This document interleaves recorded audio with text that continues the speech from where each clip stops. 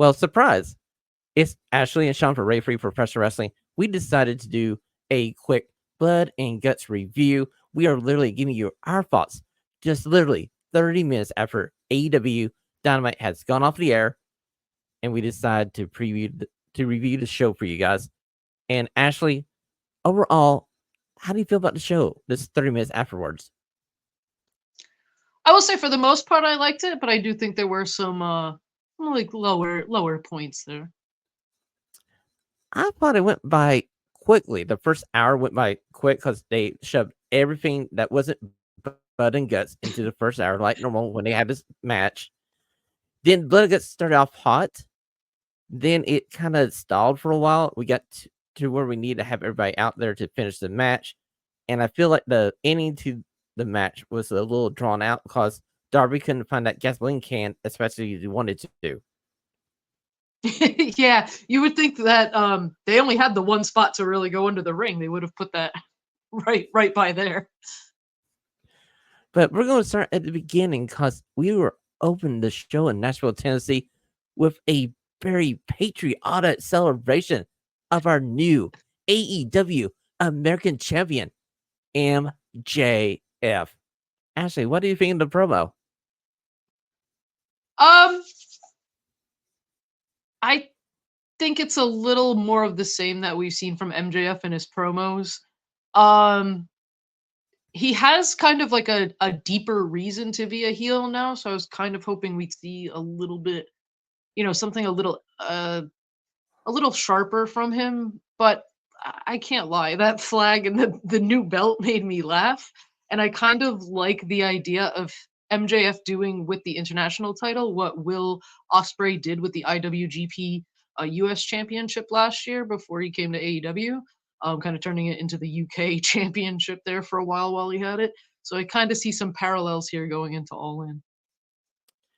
Honestly, when I saw that cover over the belt in the ring, I knew MJF was going to have a personalized international title belt. And honestly, I thought it was going to be a redub of the double B belt that he had as the royal title belt. Then he kind of lifted the cover up, and I was surprised that it is the most red, white, and blue in America, heck yeah, belt you ever saw in your life. All that was missing was I'm a real American as his theme for the night. Granted. Now, he calls out Will Ospreay, and he acts like Will's not there again.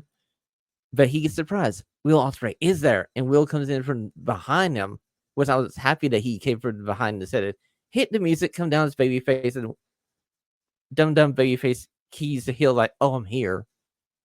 But luckily for MJF, he escapes barely with his life there, and Will Ospreay makes it official. We're going to get Will Ospreay versus MJF at All In London for the International / American Championship. Yeah, and I don't think any surprises here. I think we kind of all saw that being the end game with the title switch last week. I do believe that was what we were thinking coming out of that pay-per-view. I'm still kind of lukewarm about having this rematch this so close, and the idea of taking this title back over to Will, if that's the way we're going here. Or do we dare give MJF 2 victories over Will Ospreay inside of a month and a half? I don't know. It truly depends, I think, and if they're gonna kind of still keep them together. I mean, after All In, I could see them doing that and then continuing this on for a while. These are the questions we're going to have to wait and see as we head down the road to AEW All in London, which will be in later August. But we did get a debut tonight. And it was one I've been waiting for because we've been wondering where Kamille has been forever and a day. So after Britt Baker and Sheeta had one of the best women's matches you have seen lately, and Britt Baker got her victory, Mrs. CEO came down just like I said on the show on Tuesday morning to interfere, to bring on the parade of Britt Baker. And out of nowhere, Kamille comes behind and beats the tar out of Dr. Baker, DMD. And apparently, they're playing Shawn Micheals and Desiel here with CEO Mercedes Moné and Kamille. Yeah. First of all, it's great that Britt Baker is back and in the ring. I'm so happy she is. And then we finally, after what feels like almost an eternity, I would say, finally get the official signed debut of Kamille in AEW. So this is very cool. And I saw kind of a lot of people lobbying for this online, this pairing and stuff like this with this coming in. I'm curious to see if Britt Baker's gonna find herself some backup because after that torture rack into the Blue Thunder style power bomb, I think she's gonna need some help here. Well, for me personally, seeing Camille paired with Mercedes Moné, I was like, heck yeah, because this means Camille is on the same level as Britt and Mercedes Moné, so she's going to be a main event player, which she should be in this company. So I'm all for this. Yeah, she is huge, man. She is so tall and it she looked great tonight too, like going after Britt, kind of attacking her for a minute or two, like you said, coming in from behind, and that torture rack looked brutal. And let me tell you, ladies and gentlemen, TV does not do Camille justice. If you wait till you see her in person, she is bigger in person. She is jacked to the gill. She is basically chiseled out of granite.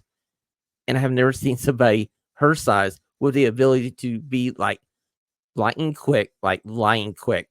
And I can't wait to see Camille versus Britt Baker because that's going to be a match for Britt to get to Mercedes Moné. And that's going to rock. Yeah, yeah, definitely looking forward to that. Well, we had another women's match on this card tonight as the Glamour Mariah May had a quick squash match.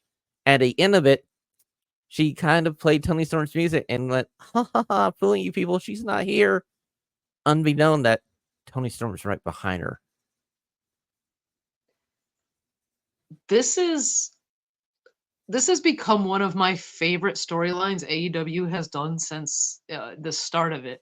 Um, and tonight just furthered it. Like Mariah May is so good. The drop kicks were insane. The one right out of the gate at the start of the match looked like it hurt. And Tony Storm like getting on the mic like as they're getting separated by the refs and security and just screaming, "Are you ready to die?"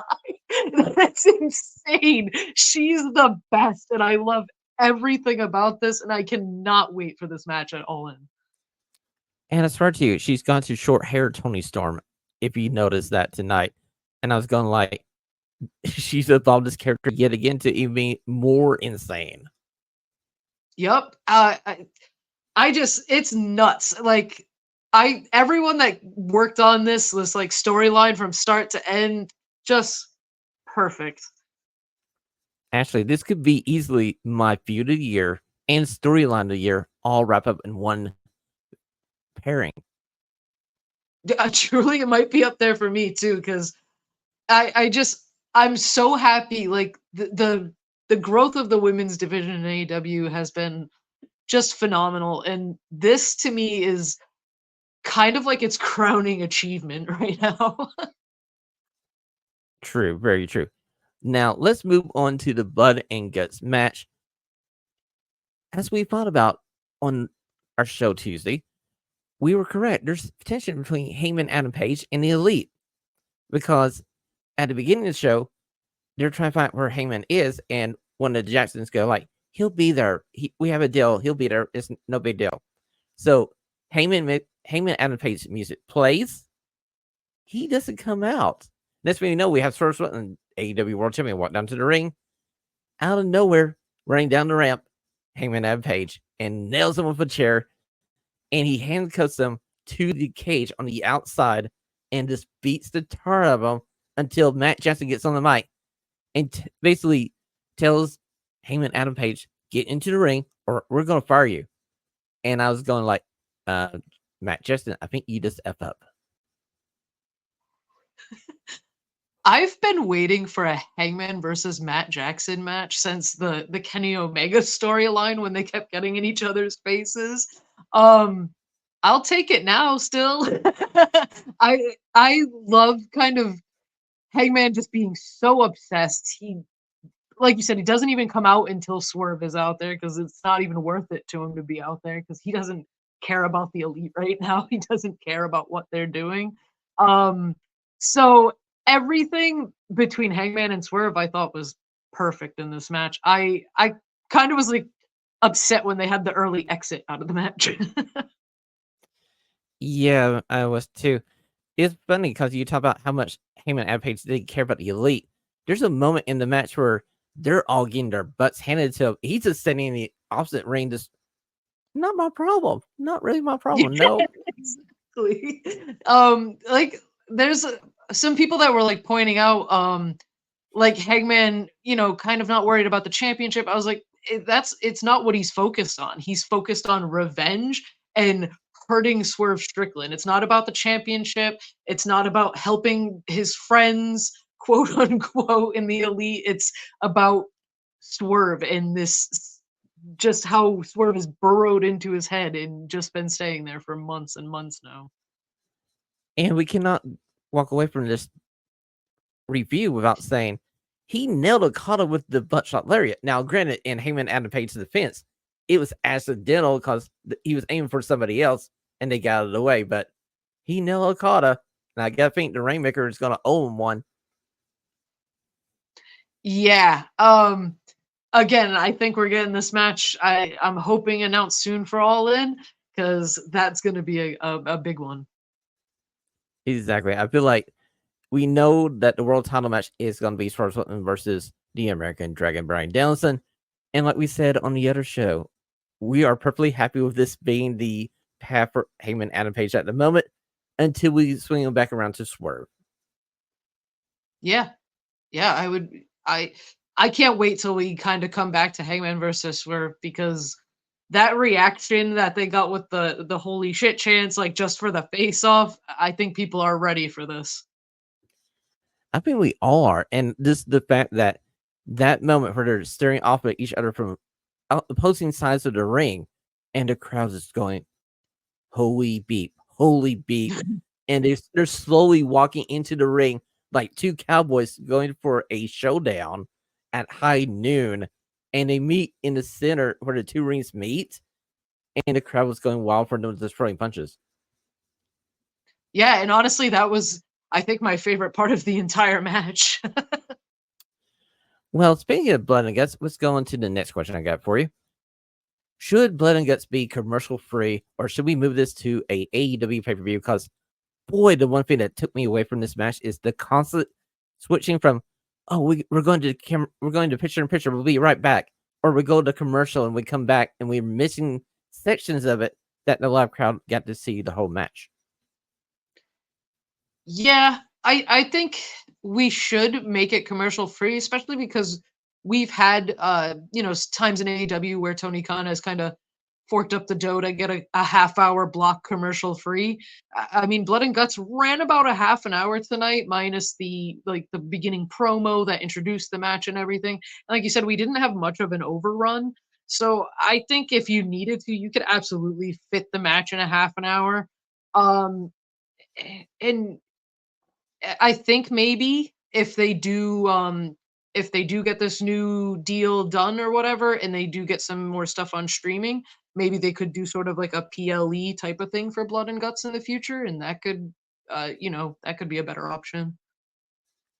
True. And I honestly think if we get this deal done and we move to a 12 AEW pay per view cycle, Blood and Guts would be a good pay per view name. And you can always have this match be the centerpiece of that pay per view. Yeah, yeah, and that's a good way to sell the pay-per-view.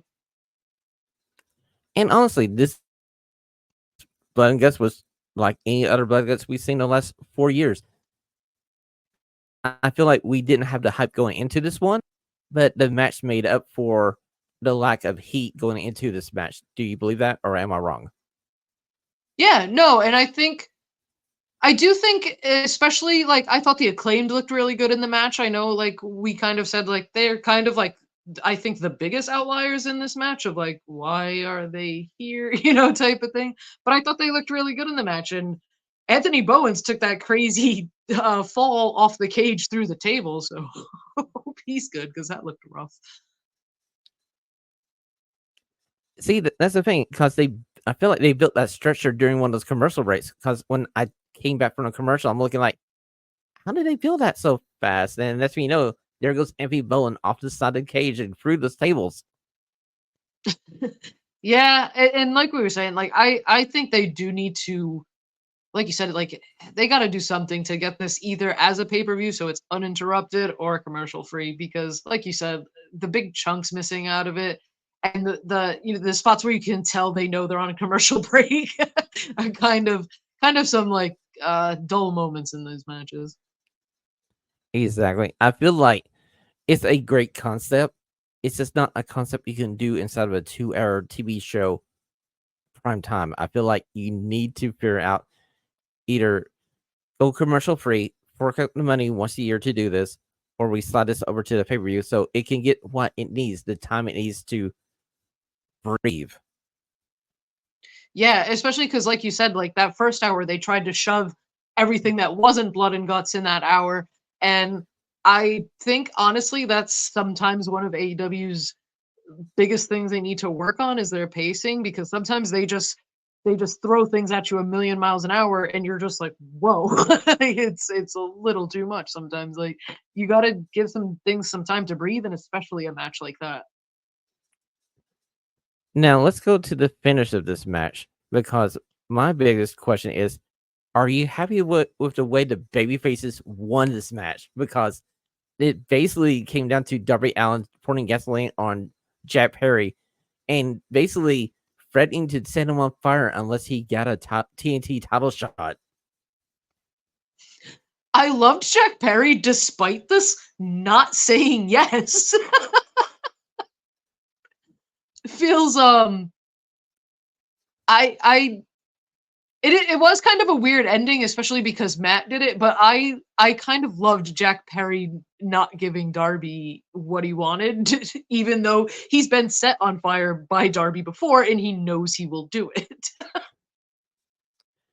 To me, it basically babyfaces Jack Perry, and how do you want to do this right now with this guy? Because he felt like the biggest fresh heel in this company, but this defiance to Darby Allin being basically soaked with gasoline, handcuffed to the cage, and him just basically telling Darby, "Beep you! No, I'm not going to give you a title shot.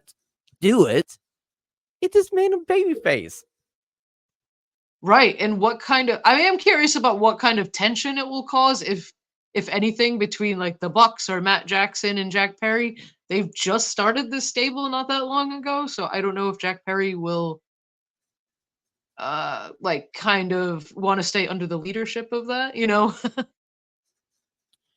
It's going to be interesting to see how all this plays out as we head to AEW All In London. And speaking of AEW All In London, my final question for you, Ashley. Which match are you looking forward to the most that we already know about so far? I don't think it's any surprise, but Toni Storm and Mariah May. I absolutely cannot wait for this match. Everything from the beginning has had me invested, and like I said earlier, this just furthered it like tenfold. Like I love this turn from Toni Storm. Like she seems completely unhinged, which is crazy because she was already completely unhinged before this, but in the best possible way. And Mariah May so good in the ring, and I already love this heel turn with her. Her and Toni Storm, I think, are gonna kill it at All In. You know, I'm with you. That would be the match I'm looking forward to the most from what we kind of got figured out already. But we're so hard teasing this Hangman Adam Page versus Okada match. And just the possibility of these two guys being in the ring. That's the one I'm looking forward to the most, even though I know we haven't officially signed the papers to make this match official. It looks so official to me after this match tonight.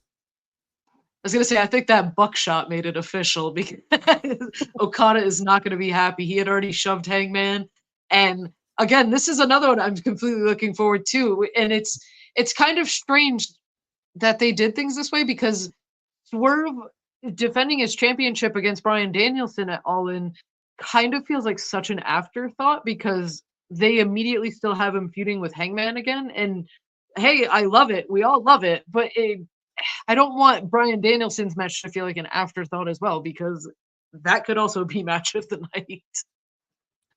That's a fair point because we already had this match between Danielson and Swerve set.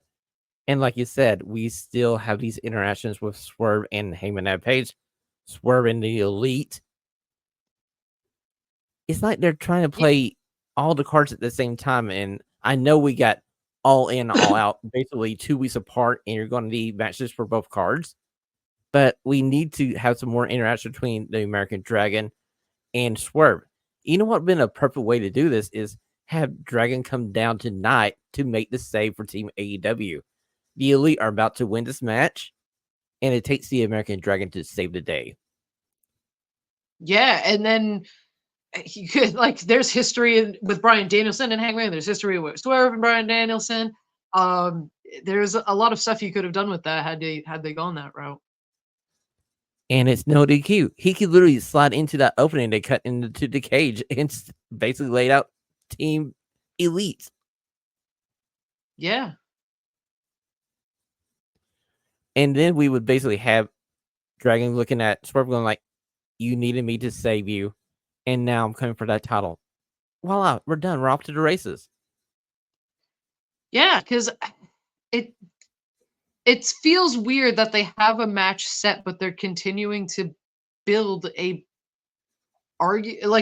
much better feud in terms of storyline and everything. So it doesn't seem right to get Hangman and Swerve very hot with the AEW crowd. If it kind of feels like when we had Hangman versus Omega and we were building toward that, and then Hangman left to go deal with family, and then we got Omega versus Christian. I don't want it to feel like that because everybody was very disappointed. But like I said, it's very weird to keep building Swerve and Hangman when we know we're getting Swerve and Danielson.